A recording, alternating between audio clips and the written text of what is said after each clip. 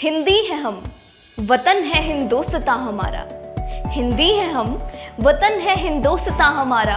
सारे जहां से अच्छा हिंदोस्तां हमारा। यह हिंदी भाषियों के लिए गर्व का क्षण था जब भारत के संविधान ने हिंदी को आधिकारिक भाषा के रूप में अपनाया था। सन 1947 में जब भारत अंग्रेजी हुकूमत से आज़ाद हुआ, तब देश के सामने भाषा को लेकर सबसे बड़ा सवाल खड़ा था।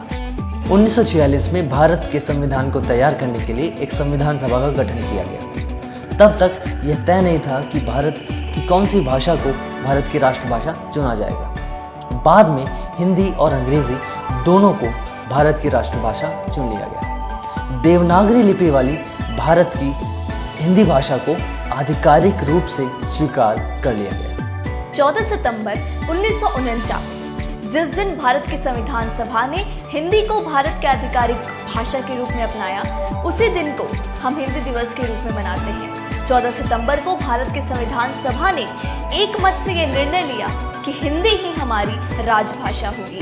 1953 में पहली बार हमारे देश में हिंदी दिवस मनाया गया और तब से हर साल हम 14 सितंबर को हिंदी दिवस के तौर पर मनाते हैं।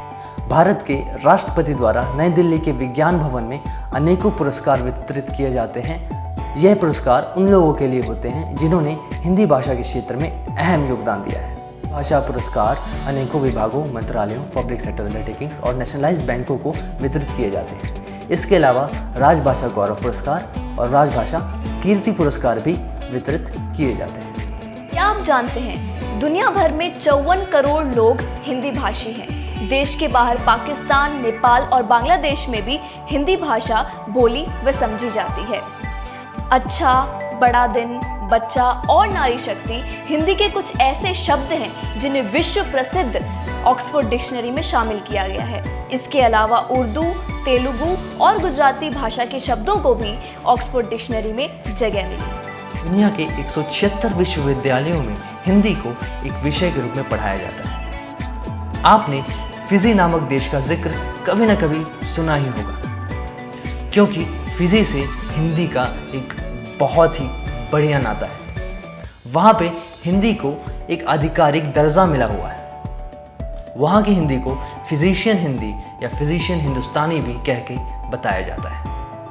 मातृभाषा की महत्ता और आवश्यकता को समझने के लिए हिंदी दिवस मनाना बहुत ज़रूरी है, क्योंकि यह एक ऐसा दिवस है जो हमें हिंदी को जानने और समझने का एक बहुत ही अच्छा अवसर प्रदान करता है। तो आइए आज हम सब हिंदुस्तानी होने का फ़र्ज़ निभाएं।